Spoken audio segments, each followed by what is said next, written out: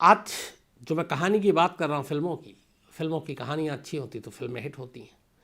असली ज़िंदगी में कई बार ऐसा होता है कि कुछ कहानियाँ ऐसी होती जो हमें लगता है फिल्मी है, लेकिन वो हकीकत की होती हैं, ज़िंदगी की होती है।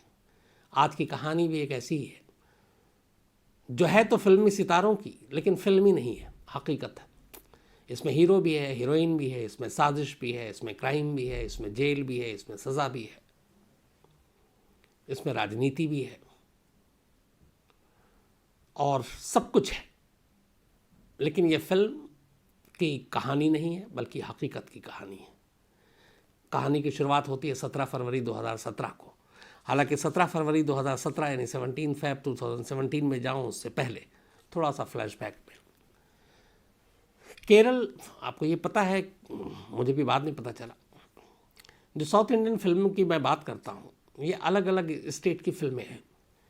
एक तमिल फिल्में हैं जो तमिल में आती हैं, जो तमिलनाडु और उसमें सारे उसके मेन एक्टर जो वहाँ के होते हैं बेस्ड। एक तेलुगु है जो आंध्रा में सारी फिल्में बनती हैं, उनको हम तेलुगु फिल्में कहते हैं।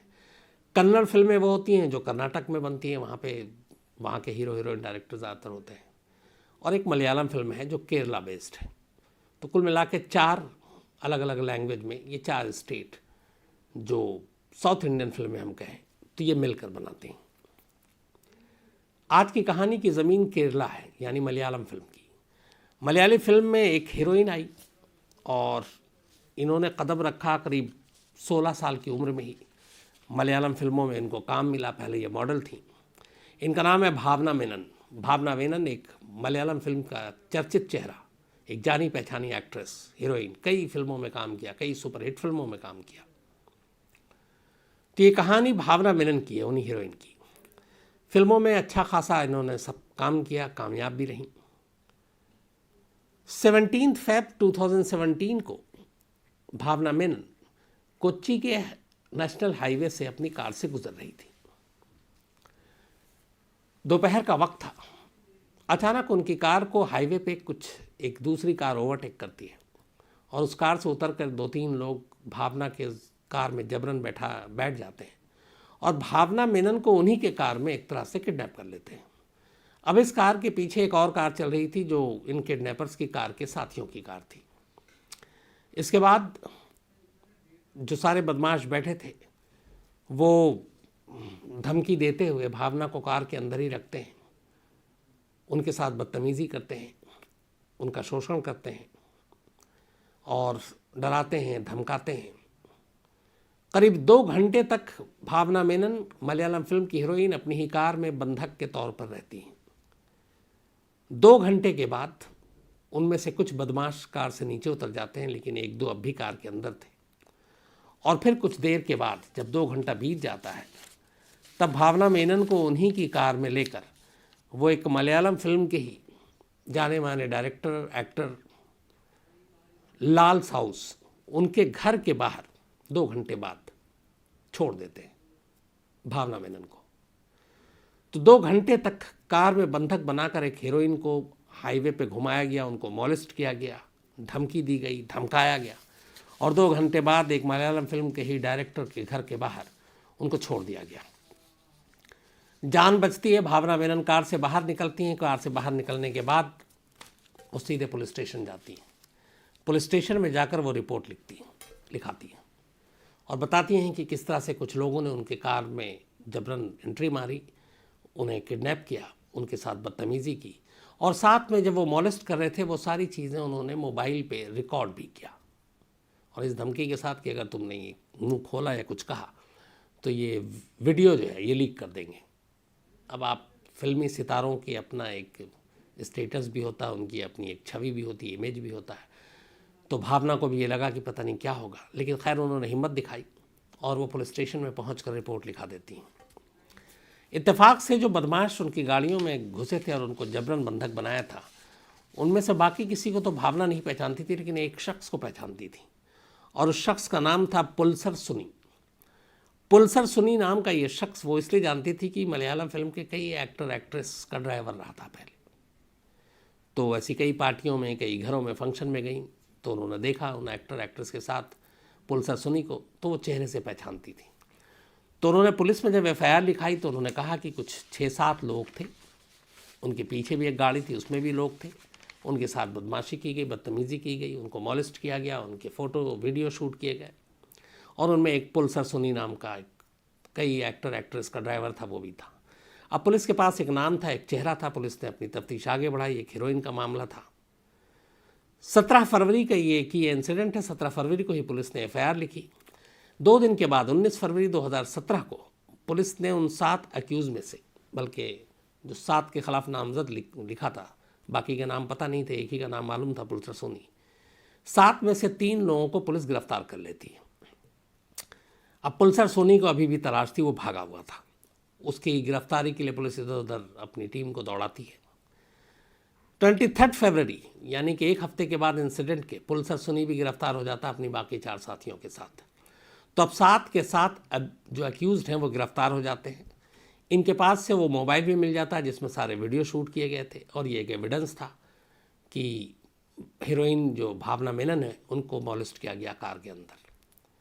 तो वीडियो एविडेंस, सारे अक्यूज़ड गिरफ्तार, मलयालम न्यूज़पेपर मीडिया में सारी ये खबरें भी आईं, यहाँ तक कि ये मामला उस वक्त वहाँ के विधानसभा में भी उठा। चीफ मिनिस्टर से सवाल पूछे गए, कहा गया कि मलयालम फिल्म इंडस्ट्री की कितनी जानी मानी हीरोइन, और सड़क पे इस तरीके से अगर उसको मॉलिश किया जाता है, सेफ नहीं है, लॉ एंड ऑर्डर को लेकर तमाम सवाल उठे। मलयालम फिल्म इंडस्ट्री ने इसको लेकर आवाज़ उठाई, और तमाम लोगों ने भावना की तारीफ भी की कि कम से कम वो खामोश नहीं रही, पुलिस में रिपोर्ट लिखाई। अब ये सारी चीज़ों ही 7 एक्यूज़ पकड़े गए, उनको जेल भेज दिया गया। जेल भेजने के बाद अब अपनी चार्जशीट दाखिल हो रही है, ट्रायल का काम शुरू था। इसी दौरान कहानी में एक नया ट्विस्ट आता है। एक शख्स उस जेल से बाहर निकलता है जिस जेल में पुलसर सुनी बंद था, यानी कि जो मेन एक्यूज था भावना मेनन को छेड़ने वाला। बाहर आने के बाद वो ये कहता है कि जेल के अंदर लगातार वो पुलसर सुनी के साथ था, उससे बातचीत कर रहा था, और उसने इस इंसिडेंट के बारे में बहुत सारी उसे अहम जानकारी दी है, और इस केस में कई नई चीज़ बताई है जो अभी तक मीडिया को भी पता नहीं और लोगों को भी पता नहीं। अब जब ये बात आई और उसने बाहर आकर कहा, कुछ मीडिया ने उसका इंटरव्यू भी छापा, तो अब ये हुआ कि पुलसर सुनी ने क्या अकेले मॉलेस्ट किया, आखिर उसका रीज़न क्या था, क्योंकि उसने 2 घंटे तक गाड़ी में घुमाया, छेड़ा, मोबाइल पे वीडियो शूट किया और फिर छोड़ दिया। तो क्या यही होना था या कुछ और होना था? वो खुद अपनी मर्जी से आया था अपने साथियों के साथ, या किसी के इशारे पर आया था? अब उसी पुलसर सुनी के साथ जेल में रहने वाला एक कैदी जब जमानत पे बाहर आया तो वो कह रहा है कि वो इस कहानी की हकीकत कुछ और है, और मुझे सारी चीज़ें बताई है। और इसी दौरान उसने एक और बात कही, और उसने इस केस को और भी पलट दिया। उसने कहा कि पुलसर सुनी ने उसे एक लेटर दिया है जेल से, और उसने कहा ये लेटर बाहर जाने के बाद तुम दिलीप को दे देना। अब यहाँ से एक दूसरे कैरेक्टर की इस कहानी में एंट्री होती है। दिलीप मलयालम फिल्म का एक जाना माना चेहरा, मलयालम फिल्म के एक जाने माने हीरो, छोटे मोटे नहीं, बड़े हीरो। तो अब एक हीरोइन के साथ मॉलेस्टेशन, 7 लोग गिरफ्तार, जेल से कैदी बाहर आता है और बताता है जो मेन एक्यूज्ड है उसने एक लेटर दिया है, और ये लेटर दिलीप के नाम पे है, जो एक्टर है उनको देना है। इत्तेफाक की बात है कि जब ये बाहर आया और जेल से ये लेटर देने की बात कर रहा, उसी वक्त ये 24 जून 2017 की बात है, दिलीप एक न्यूज़ चैनल में बैठे हुए थे। इससे पहले ये खबर आ गई थी मीडिया में कि पुलसर सोनी अकेले है या उसके पीछे कुछ और है, तब कहीं से छन के नाम आ रहा था दिलीप का। लेकिन अब दिलीप किसी और को कहकर भावना को यूं मॉलेस्ट क्यों करवाएगा, गाड़ी में उसको बंधक क्यों करवाएगा, ये सारे सवाल उठ रहे थे। इसी दौरान एक न्यूज़ चैनल पर दिलीप इंटरव्यू दे रहे थे, और उन्होंने कहा कि मेरे पास एक गुमनाम फ़ोन आया, और फ़ोन करने वाले ने कहा है कि इस मामले में, भावना मेनन के मॉलेस्टेशन के मामले में आपको फंसाया जा सकता है, अगर आप 1.5 करोड़ रुपए दे दें तो फिर आप बच जाएंगे। ये न्यूज़ चैनल पे उन्होंने बोला। और वरना ये कि इस केस में जो मास्टरमाइंड है उसके मास्टरमाइंड के तौर पर आपका नाम पुलिस को और सबूत भी दे देंगे। अब दिलीप खुद ये इंटरव्यू में बात कर रहे हैं। 26 जून 2017 को दिलीप ने ये इंटरव्यू दिया और उसी इंटरव्यू में एक बात और उन्होंने कही। उन्होंने कहा कि ये जो कुछ भी हुआ है भावना के साथ, ये भावना ने खुद प्लान किया है और पब्लिसिटी के लिए। और पल्सर सोनी जिसके ऊपर इल्ज़ाम लगाया है, जो जेल में बंद है, वो भावना उसको पहले से जानती थी और उसके साथ काफ़ी अच्छे रिश्ते थे उसके। तो जिस शख्स को जानती थी, जिससे अच्छे रिश्ते थे, वो भावना को ऐसे क्यों चोट पहुंचाएगा, क्यों मोलिस्ट करेगा, क्यों किडनैप करेगा। तो ये सब भावना की अपनी प्लानिंग है, स्टंटबाजी है पब्लिसिटी के लिए। ये टीवी के इंटरव्यू में कहा। अब इत्तेफाक से इधर जिस कैदी ने लेटर लेने की बात की जो जेल में पल्सर सोनी ने दी और कहा कि इसको जाकर दिलीप को देना है, वो लेटर लीक हो गया। उस लेटर का मजमून कुल मिला के ये था, पल्सर सोनी ने लिखा था कि ये जो कुछ हुआ था 17 फरवरी 2017 को कोच्चि के नेशनल हाईवे पर, वो मैंने और मेरे साथियों ने अपनी मर्ज़ी से नहीं किया, बल्कि हमें मलयालम फिल्म के बड़े एक्टर हीरो दिलीप ने ऐसा करने के लिए कहा था और हमने दिलीप के कहने पर ही ये सब कुछ किया। उस लेटर में ये भी लिखा था कि जब मैं जेल में आ गया और पकड़ा गया तो दिलीप ने एक बार भी अपने वकील के ज़रिए भी भेजकर ये पता करने की कोशिश नहीं की कि मैं कैसा हूँ, ठीक हूँ कि नहीं हूँ। उस लेटर में ये भी था कि आप जिस शख्स के ज़रिए आपने हमसे ये काम करवाया, अगर उस किडनैपर का नाम आप बता दें जिसने हम लोगों को कांटेक्ट किया था फ़ोन पे, तो फिर आप भी बच जाएंगे।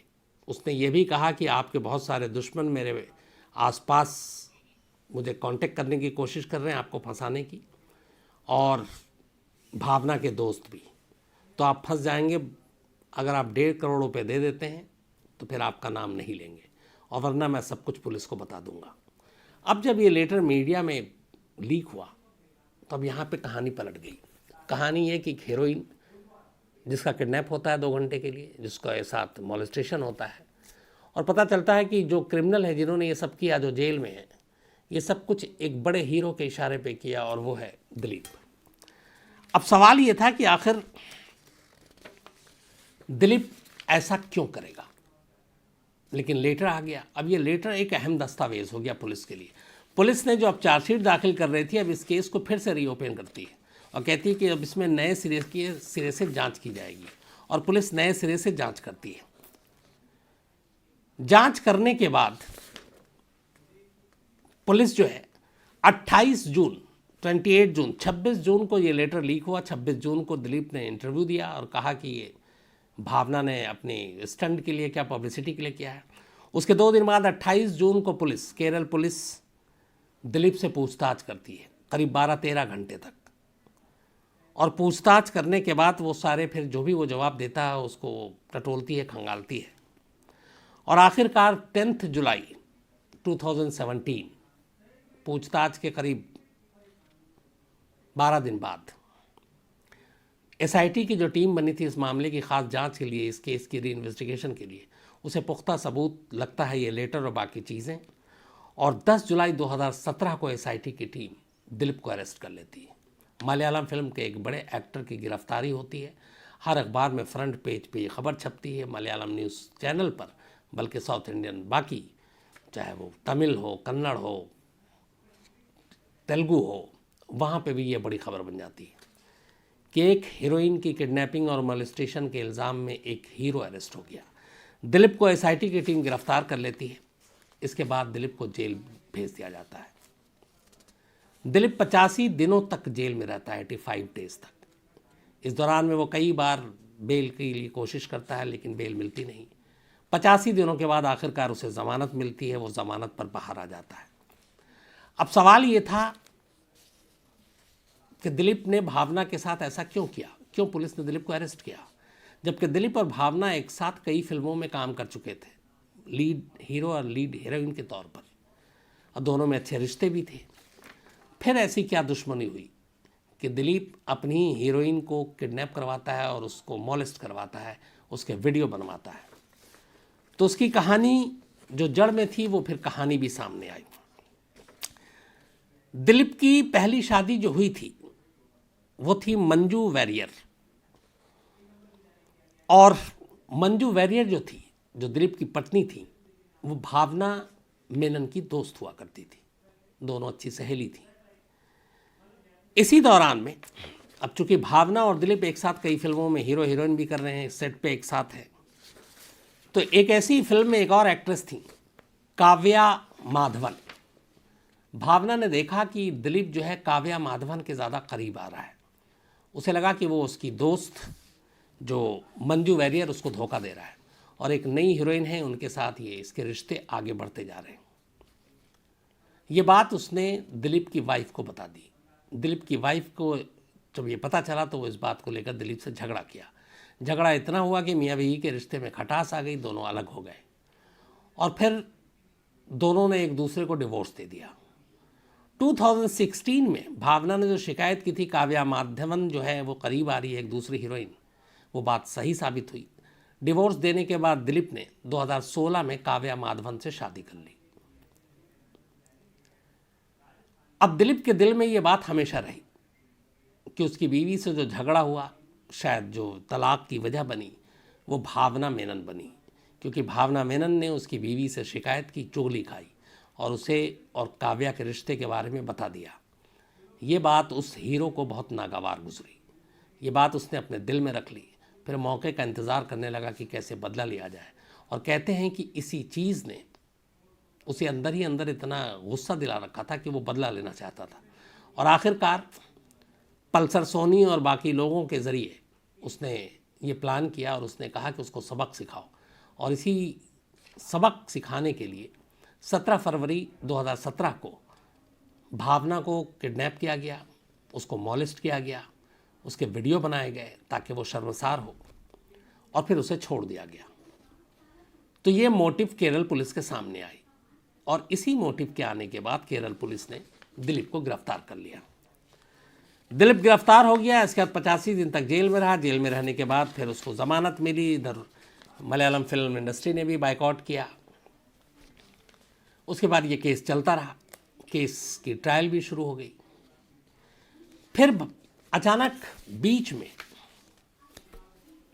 अभी 19 और 20 में दिलीप ने लोअर कोर्ट में वहाँ अपील की कि जो वीडियो है एविडेंस उसके कार में मोलेस्टेशन का भावना के साथ, वो उसे दिया जाए, उसकी एक कॉपी, ताकि वो अपने केस को लड़ने के लिए इसको यूज़ कर सके और ये देख सके कि इस वीडियो में जो भी हुआ है भावना के साथ वो उसकी मर्ज़ी से हुआ है या फिर कुछ और चीज़ है।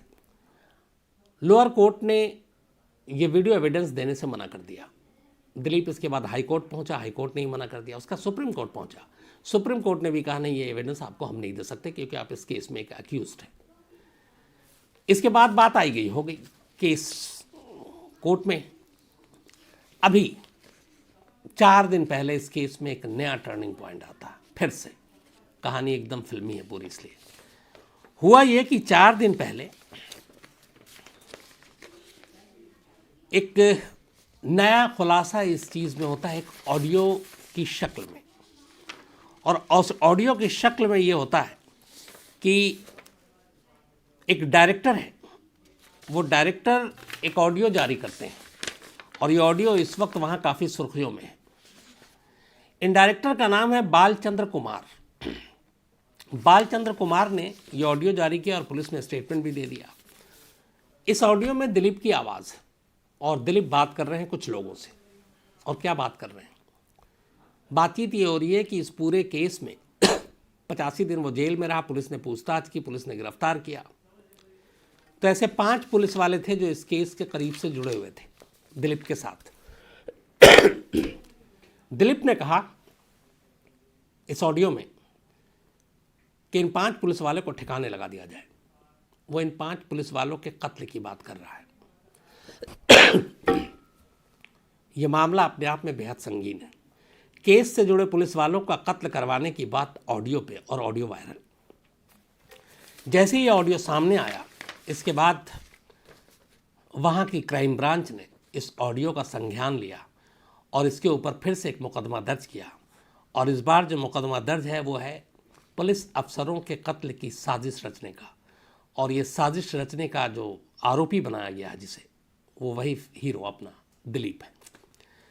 तो अब एक नया केस ये दर्ज हो गया है। इसको लेके क्राइम ब्रांच अब दिलीप की गिरफ्तारी की मांग कर रही है कोर्ट से। कोर्ट का फैसला भी आना है।